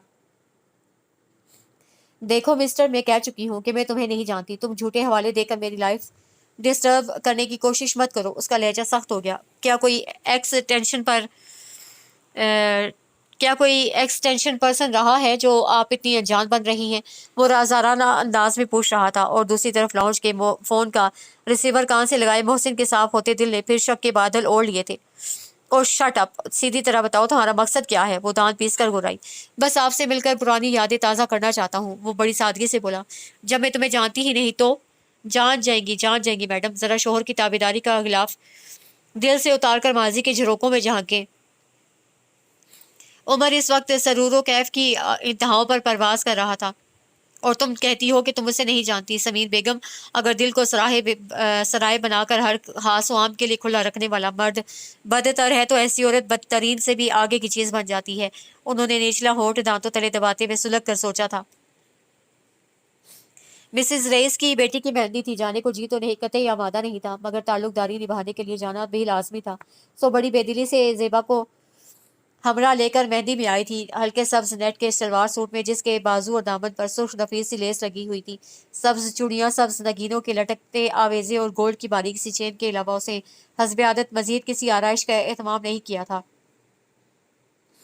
वो इस सादगी और पुरकारी में अपनी शख्सी दिलकशी के सबब एक नोखेज सी लड़की दिखाई दे रही थी। जब ही तो कोई अनजान दिल दे बैठा था। उमर लड़के वालों की तरफ से मेहंदी लाने वाले गिरोह में शामिल था। फोन पर दूसरों के घरों पर में फसाद बर्पा करने के शोहल के अलावा उमर ने कभी संजीदगी से अपनी पसंद या शादी के लिए नहीं सोचा था, बल्कि इस सिलसिले में उसे कभी ध्यान देने की भी कोशिश नहीं की थी। लेकिन उस बुत काफिर की एक झलक ने उसके इरादों को रेजा रेजा कर दिया। दिलबर, इस लड़की का आता पता बताओ, मुझे इससे शादी करनी है। दुल्हा का छोटा भाई जो उसका यार गार था और जिसकी दावत पर वो आया था, उसका फौरी मुतालबा बल्कि इरादा जानकर हक्का बक्का खड़ा रह गया।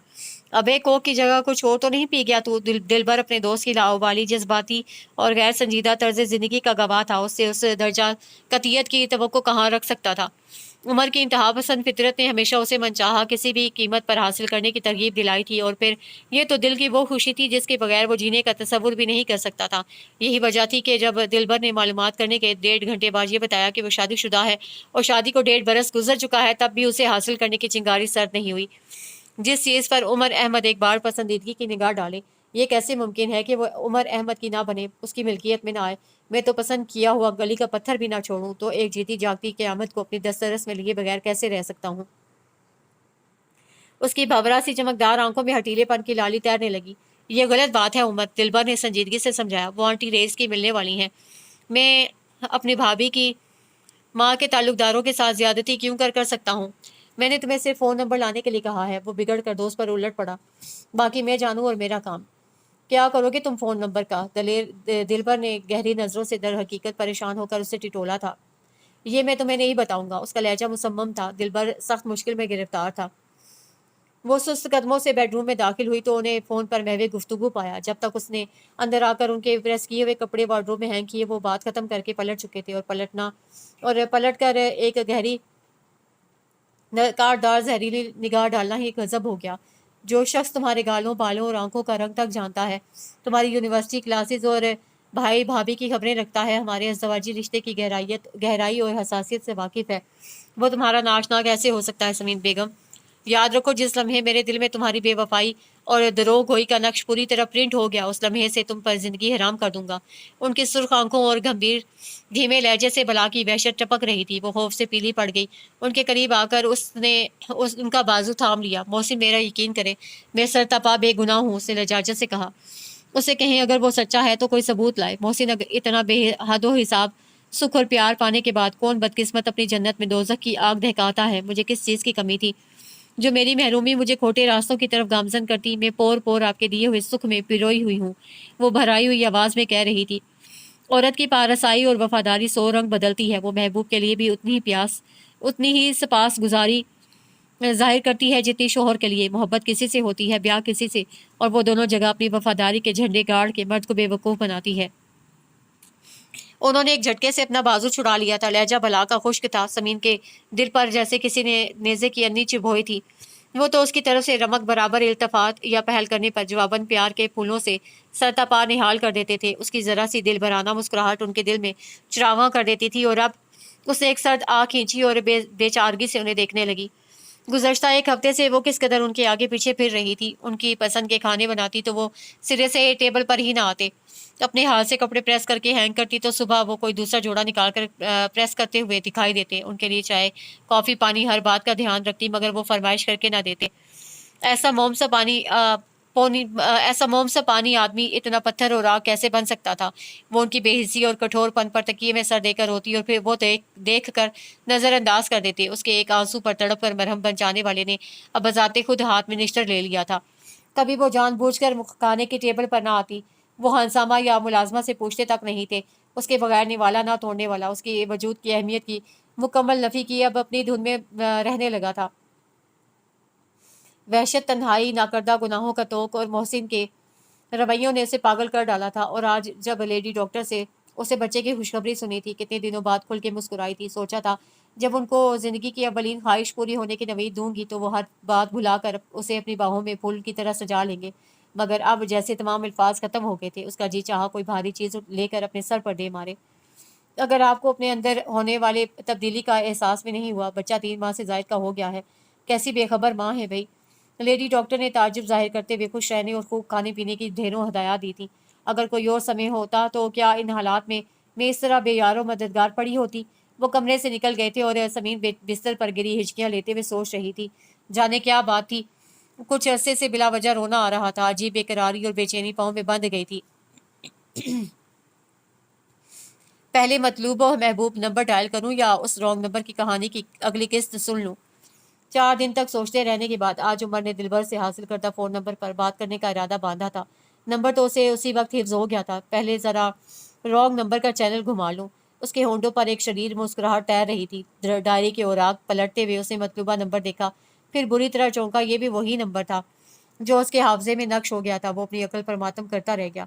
मैं इस दर्जा बेवकूफ़ हूँ, 4 दिन से मेरे पास ये नंबर है और मैंने ये नहीं जाना कि मेरा जाना पहचाना नंबर है। उसे अपनी खुशकिस्मती कहूँ या तकदीर की जोर आवरी।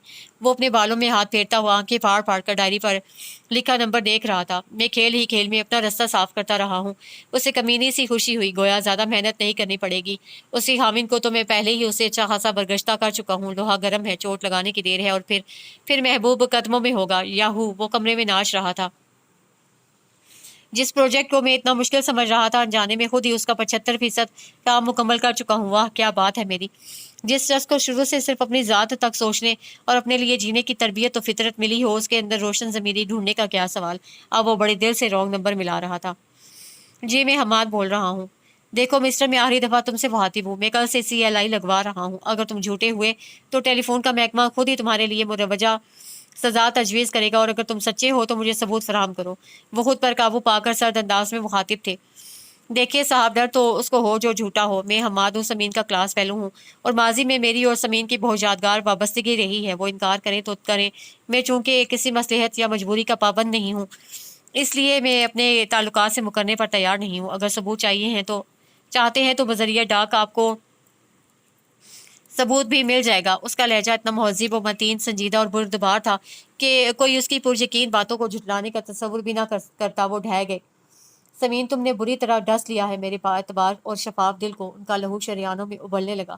ہر چیز میں اعتدال لازم ہے، پائیدار محبت بھی توازن مانگتی ہے، تبھی اس کا لطیف اور طمانینت بخش روحانی لمس محسوس کیا جا سکتا ہے۔ اگر یہ جنونی اور اندھی بن جائے تو بہت جلد شکوک کی گرد میں اٹ جاتی ہے، بدگمانی کے بادلوں میں دب جاتی ہے۔ اس بے اعتباری کا دھواں اس کو کثیف، بوجھل بلکہ بوجھ بنا دیتا ہے۔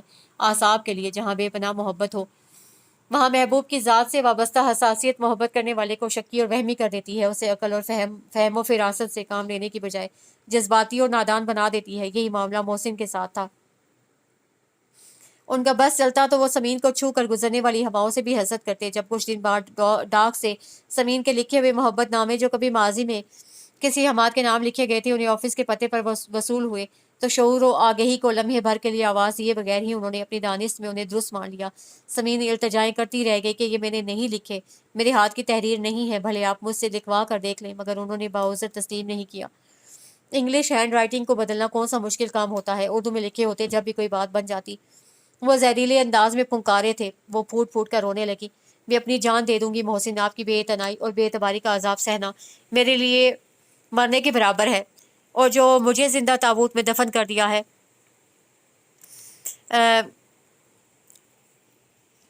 بے لچک لہجے سے ان کے لہجے سے لے کر ان کی آنکھوں میں کڑواہٹ لہجے سے لے کر ان کی آنکھوں میں اتر آئی تھی۔ ایک ایک سانس لینا زہر بن گیا میرے لیے۔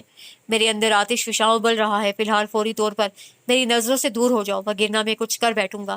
ان کے سر پر جیسے خون سوار ہو گیا تھا۔ سمین دہل کر سسکیاں بھرتی کمرے سے باہر نکل گئی تھی۔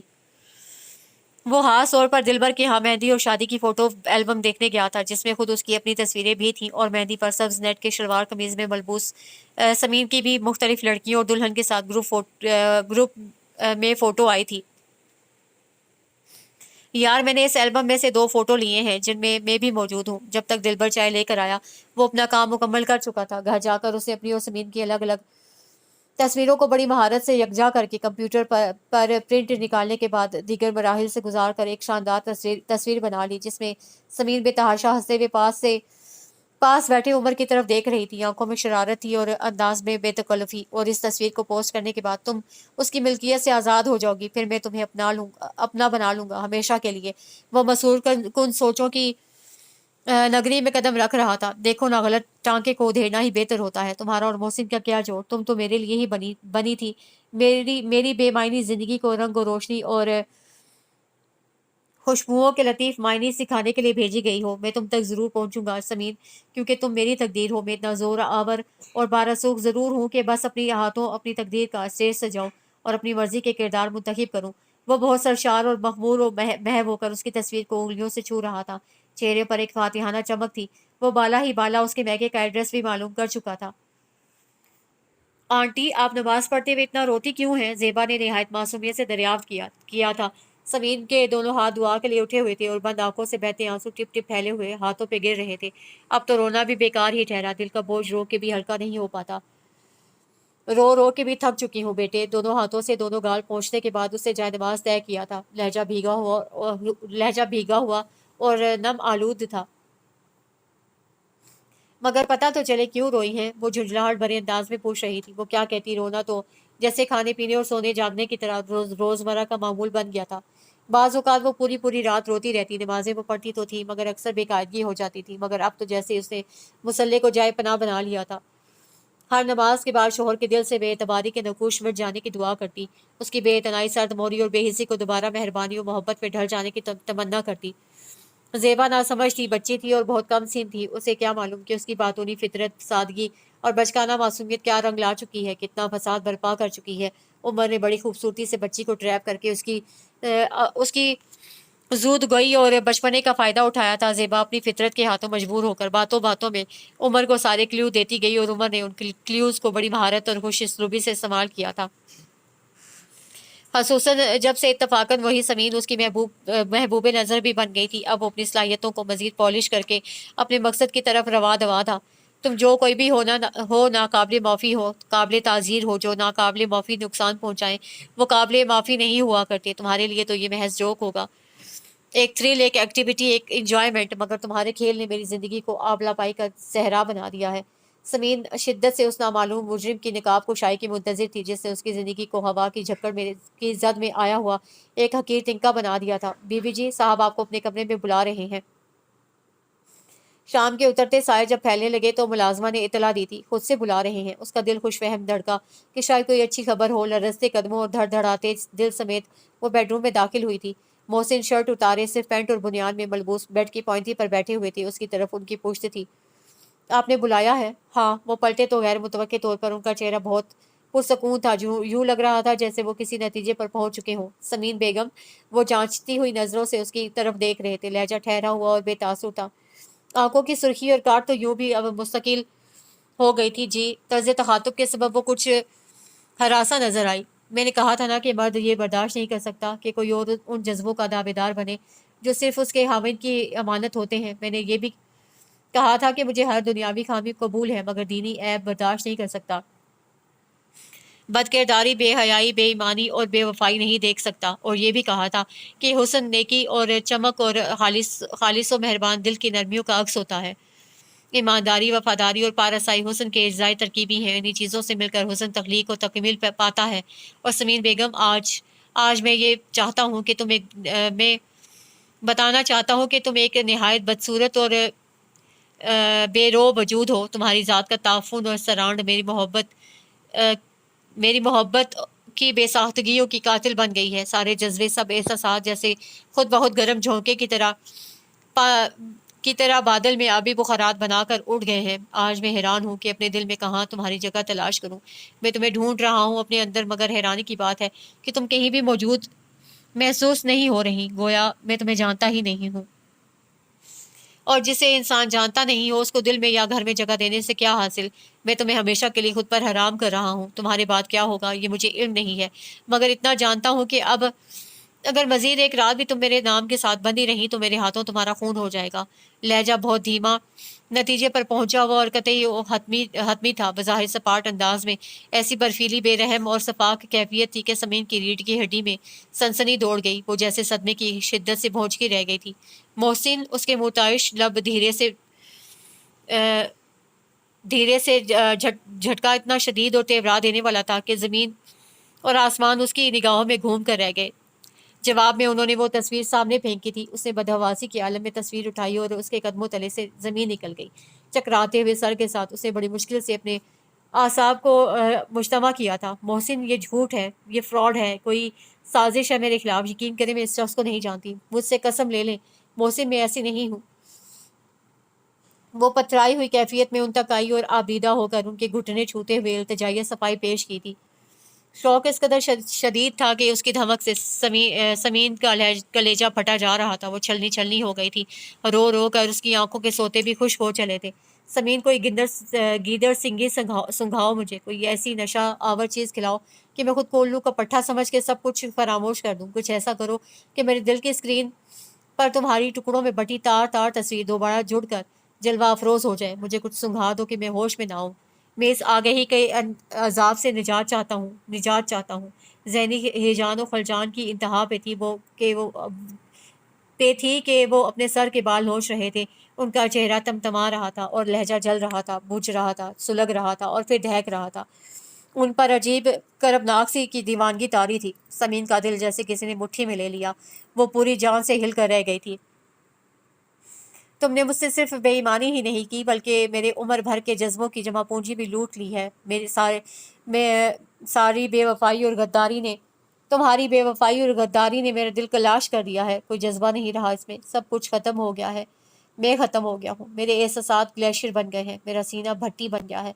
मैं ज़िंदगी में ही मर गया हूँ। बिना जिए ही मौत के रूबरू हो गया हूँ। उनकी आवाज़ हद दर्जा बिखरी हुई, मचलती हुई सी थी। वो गिरने के से अंदाज में बेड पर बैठ गए थे। उनका अंदाज शिकस्तगी, दिलगीर और दिल गिरफ्तार लहजा समीन जैसे बिछे कांच पर लौटने लगी।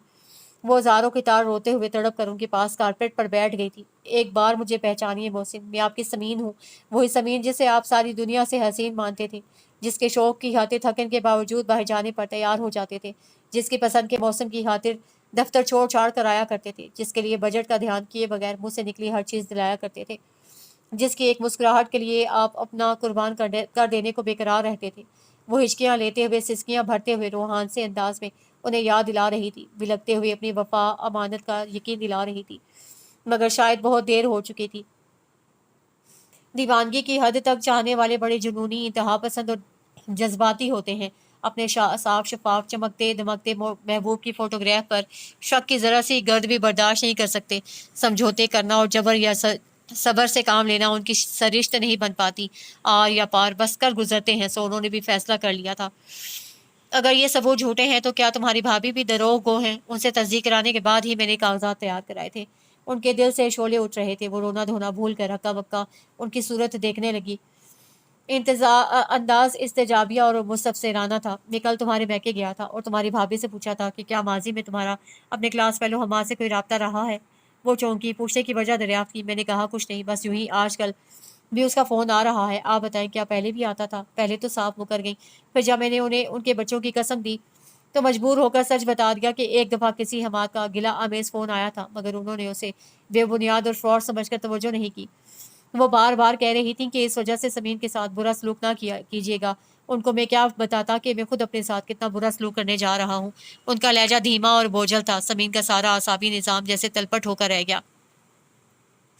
وہ گویا آگ برساتے آسمان تلے ننگے سر ننگے پاؤں آ کھڑی ہوئی تھی۔ خدا کی قسم محسن، میں تصویر میں موجود اس شخص کو نہیں جانتی، اور نہ میں نے ایسی کوئی تصویر اس کے ساتھ کھنچوائی تھی۔ اس کے دل کی دھڑکنیں پاگل ہو رہی تھی، سانس یوں تیز تیز چل رہی تھی جیسے پیپڑوں کی ساری ہوا ایک ساتھ کشید کر لے گی۔ محسن نے جیب سے قلم نکال کر سائڈ ٹیبل پر رکھا پیپر اٹھایا اور پھر جیسے دہکتے کوئلوں پر گزرتے ہوئے اس پر دستخط کر دیے۔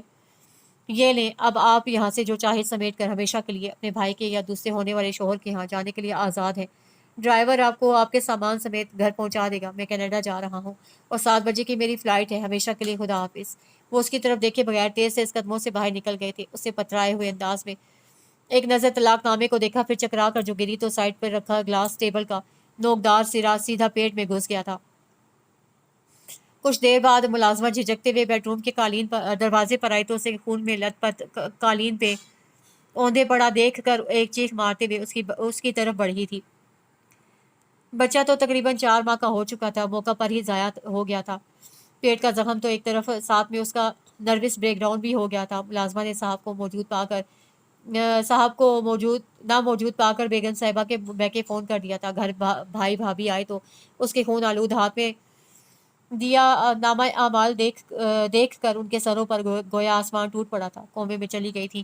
ایسے میں بھائی جان کو پریشان حالی میں ایک نکتہ سجائی دیا تھا۔ عفت شرن حاملہ بیوی کو طلاق نہیں ہوتی۔ محسن نے جس وقت سمین کو طلاق دی اس وقت حاملہ تھی۔ غالباً محسن اس بات سے بے خبر تھا۔ کیا خیال ہے اسے رابطہ کر کے دیکھوں؟ 10 دن ہو چکے ہیں اس واقعے کو۔ پتہ چلا ہے کہ کینیڈا سے واپس آ گیا ہے۔ ہو سکتا ہے اس کا غصہ اتر گیا ہو اور وہ اسے دوبارہ اپنانے پر راضی ہو جائے۔ بھائی جان نے آخری امید کے طور پر یہ بات کی تھی۔ ہاں، کوشش کرنے میں کوئی حرج نہیں، عفت بھابھی نے گو مگو کے عالم میں جواب دیا تھا، مگر کوئی کامیابی نہ ہوئی۔ محسن نے بڑے سکون سے آفیسر کی بیگ سے پشت ٹکاتے ہوئے جواب دیا تھا، طلاق کا مطلب ہے الگ ہو جانا، رشتہ توڑ لینا۔ جدائی کا یہ فیصلہ دل کرتا ہے، قلم نہیں۔ طلاق قلم سے نہیں، دل سے دی جاتی ہے، اور میرا دل اس کو طلاق دے چکا ہے ہمیشہ کے لیے، اسے رشتہ توڑ چکا ہے۔ ہاں، اگر یہ شرعی عذر ہے تو میں از سر نو کاغذی کارروائی کر کے شرعی و قانونی تقاضے پورے کیے دیتا ہوں۔ میں کل ہی اپنے وکیل سے بات کر کے نیا طلاق نامہ تیار کروا دیتا ہوں۔ اور بھائی جان اپنے اتنے خلیق و شفیق اور بامروت بہنوئی کا یہ اٹل کھٹور اور اجنبی انداز دیکھ کر ششدر رہ گئے تھے۔ بہن کے ماتھے پر کلنک کا یہ ٹیکا لگنا تھا، سو دوبارہ لگ گیا۔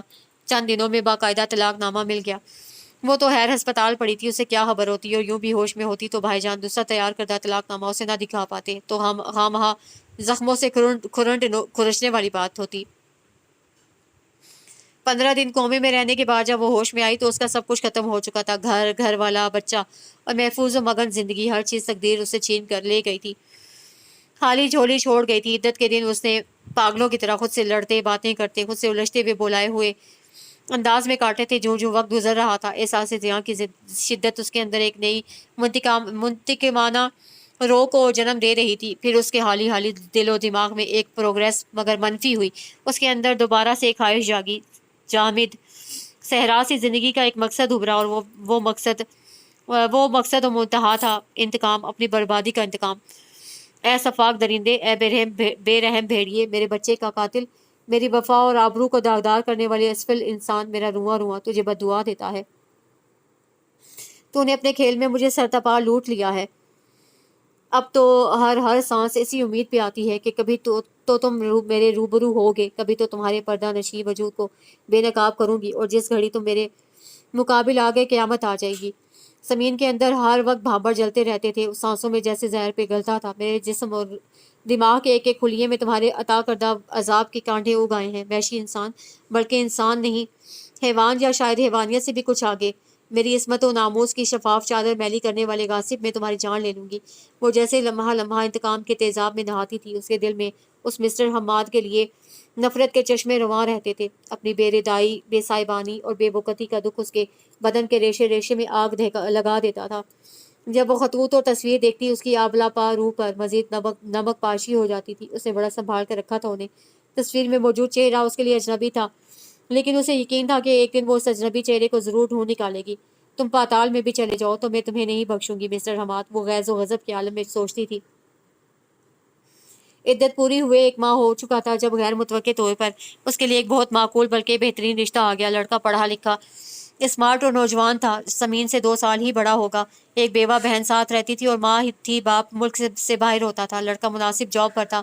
بھائی جان سمین کے احتجاج کو خاطر میں لائے بغیر رضامند ہو گئے۔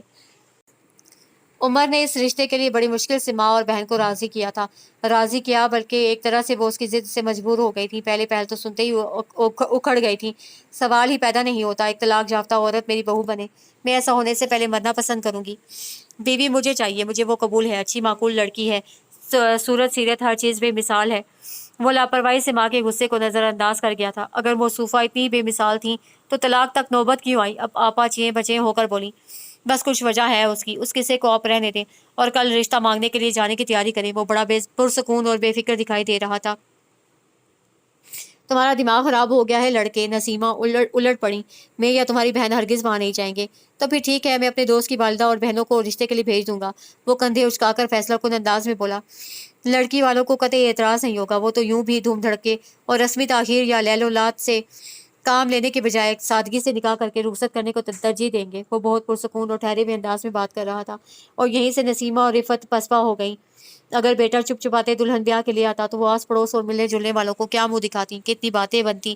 عمر کو تو خاندان کی عزت و وقار کی پرواہ نہیں تھی، مگر وہ اپنا تماشا نہیں لگوانا چاہتی تھی۔ سو بادل نحواسہ فہد میاں کے ہاں چلی گئی۔ فہد اور رفت نے 2-3 دن کی سوچ بچار کے بعد ہاں میں جواب دے دیا، اور کسی طرح سمین کو بھی سمجھا بجھا کر حامی بھرنے پر آمادہ کر ہی لیا۔ اس وقت وہ عمر احمد نامی شخص کی دلہن بنی اس کی سجی سجائی خوابگاہ میں بیٹھی تقدیر کس طرح پلٹا کھانے پر غور کر رہی تھی۔ دوسری شادی کا تصور بھی اس کے دل و دماغ کو چھو کر نہیں گزرا تھا، مگر 1 ماہ پہلے آئے ہوئے اس رشتے کو گھر والوں نے نعمت غیر مترقبہ سمجھتے ہوئے جھٹ پٹ چند ہفتوں میں اسے بیاہ کرنے گھر بھیج دیا تھا۔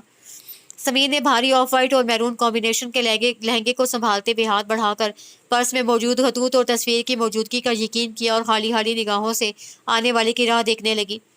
وہ یہ ٹھان کر آئی تھی کہ وہ زندگی کے نئے شریک سفر کو سابقہ زندگی کا پرت کھول کر دکھا دے گی، ایک ایک حباب حرف پڑھا دے گی۔ وہ پہلے ہی ناکردہ گناہوں کی بہت سخت سزا بھگت چکی تھی۔ وہ آئندہ زندگی کا آغاز سچ سے شروع کرنا چاہتی تھی، بھلے اس کا انجام کچھ بھی ہوتا۔ وہ دل میں تمام واقعات ترتیب دے چکی تھی اور ذہنی طور پر تیار تھی۔ قدموں کی چاپ ابری، وہ سرد پڑتی ہتھیلیوں میں پرس تھامے نگاہ جھکا کر بیٹھ گئی۔ گو کہ نئی زندگی کی شروعات کے لیے دل میں کوئی امنگ ترنگ یا جذبات نہیں جاگے تھے، مگر بہرحال وہ ازدواجی تقاضوں سے واقف و آشنا تھی۔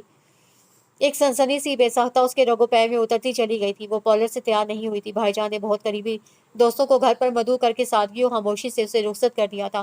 شادی کا جوڑا عمر نے اپنی پسند سے بھجوایا تھا۔ بھائی بھابھی کی طرف سے ایسا کوئی اہتمام نہیں کیا گیا تھا۔ ظاہر ہے یہ تو خوشی اور بے فکری کے احساسات سے منسلک ہوتا ہے۔ یہاں تو یہ تھا کہ نئی طلاق یافتہ بہن کے اجڑنے کا دکھ کم کرنے کے لیے اجلت میں دوسری شادی کا اہتمام کیا گیا تھا۔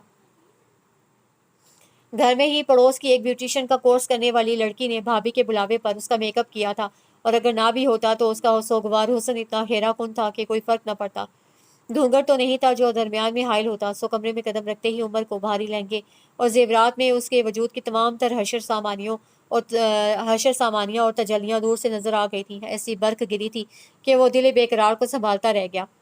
السلام علیکم، وہ بہت شریر اور بےتاب سا لہجہ سمین کی سماعتوں میں گونجا تھا۔ ساتھ ہی وہ بیڈ کے کنارے پر براہ راست اس کے سامنے بیٹھ گیا۔ سمین تیزی سے دھڑکتے دل اور الجھے ذہن کے ساتھ مہر بلب نگاہ جھکائے بیٹھی رہی۔ دیکھیے ملکہ عالیہ، مجھ غریب پر ترس کھائیے، شوریدہ سر عشق حسن کی یہ تابانیاں، یہ گلابوں کا سا گداز، یہ قاتلانہ چمک دمک دیکھ کر تاب نہیں لا پائے گا۔ خدارا ہمیں سنبھالیے کہ ہم بے خودی میں حد سے گزر جانے کی وہ ساہی کرنے لگے ہیں۔ وہ فریفتگی سے بولا۔ عمر کے جذبات میں آگ لگ گئی تھی۔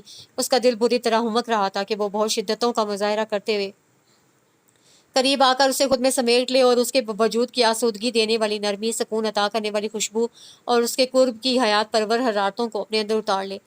آپ خاموش کیوں ہیں صاحب؟ یہ ادا تو ہمیں بے موت مار ڈالے گی۔ لہجہ لطیف سی شرارت سے شرابور تھا، اس کی انگ انگ سے سرور چھلک رہا تھا۔ پھر اسے جھک کر اس کا گلابی اجلا گداز ہاتھ اپنے ہاتھ میں لے کر اپنے جذبوں کی آنچ سے سلگتے سرخ لبوں کی تمام تر گرماہٹ اور جوشیلا پن اس کے ہاتھ کی پشت میں اتار دیا۔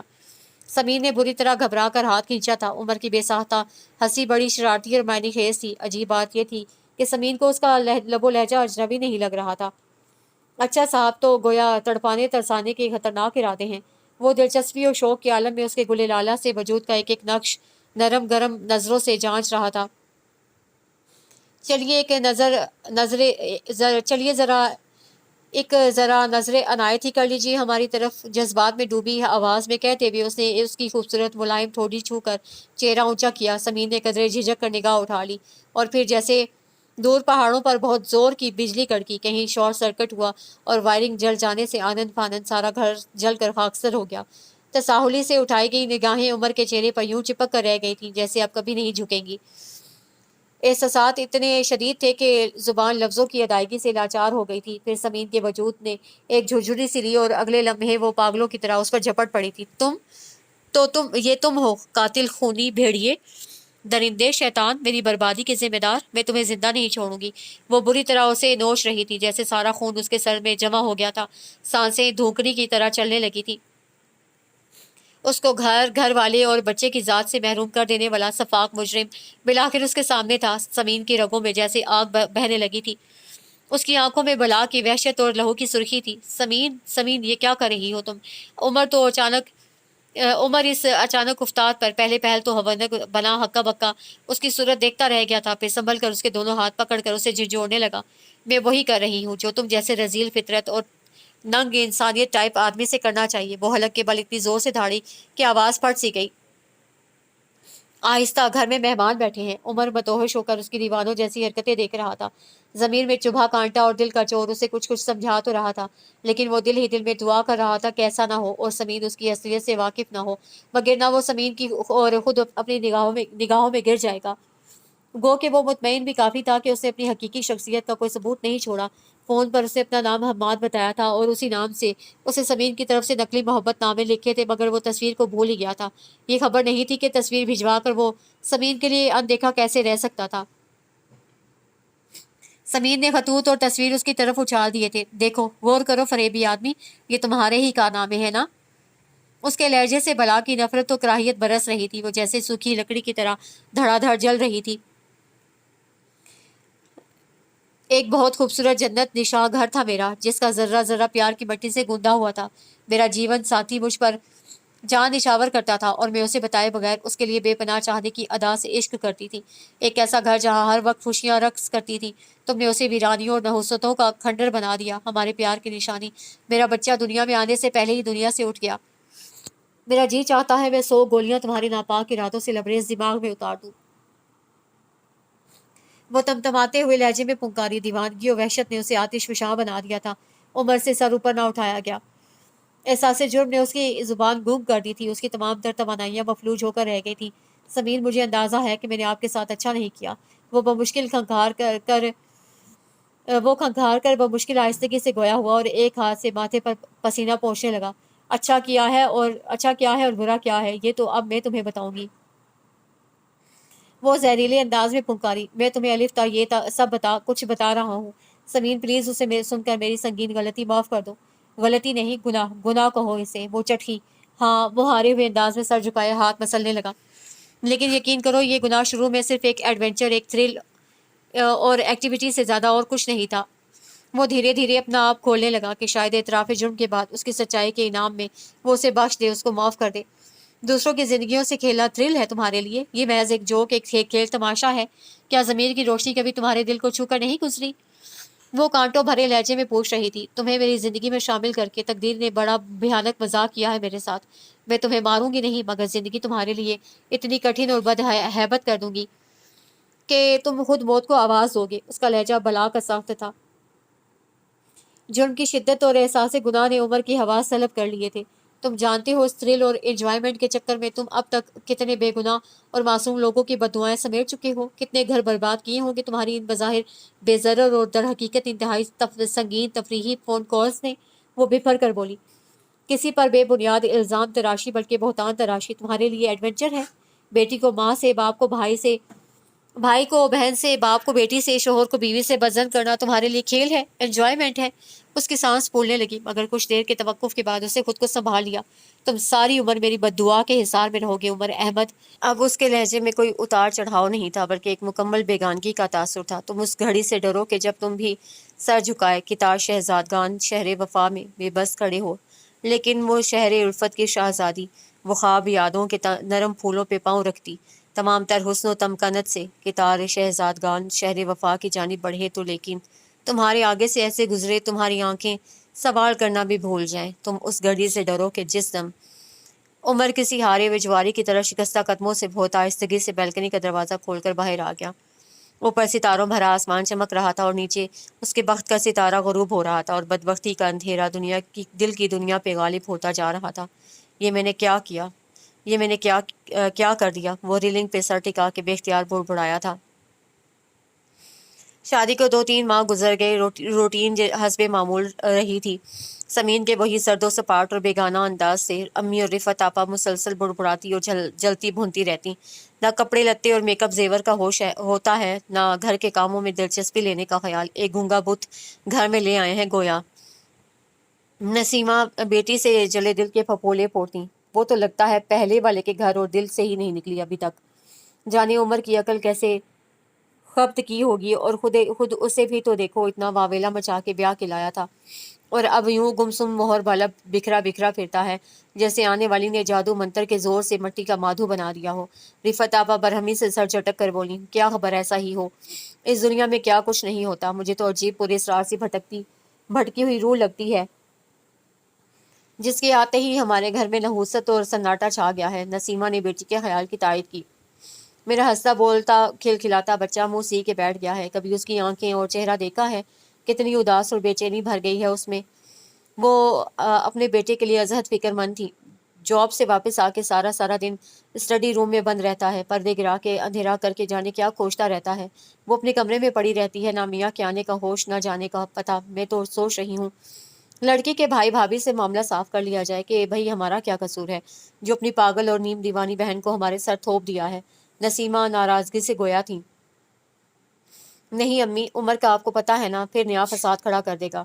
रिफत आपा अपने खुद सरकश और सर फिरे भाई के मिजाज से बखूबी वाकिफ थी। इतने में उमर आ गया, स्याह शलवार कमीज में जाली वाली टोपी सर पे रखे, चुप चुप सा मुस्तरिब व मलूल चेहरा देख कर नसीमा के दिल पर हाथ पड़ा था।